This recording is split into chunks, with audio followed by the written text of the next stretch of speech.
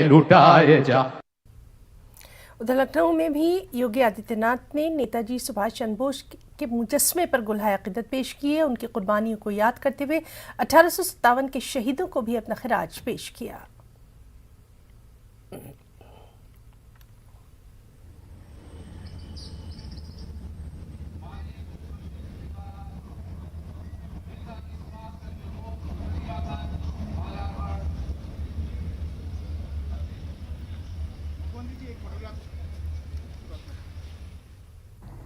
नेताजी सुभाष चंद्र बोस भारत की आजादी को कराने वाले अग्रिम नेताओं के एक महानायक थे,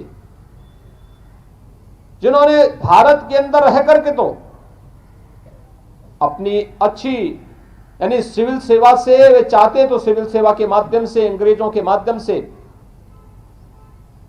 अच्छी सैलरी पाकर के, अच्छी सुविधा पाकर के भारत में रह करके, ब्रिटेन में रह करके अपने और अपने परिवार की देखभाल कर सकते थे, लेकिन उन्हें यह स्वीकार्य नहीं था। पूरा देश आजादी के इस आंदोलन के साथ जुड़ा था। देश के क्रांतिकारी देश की आजादी के लिए अपनी ओर से प्रयास कर रहे थे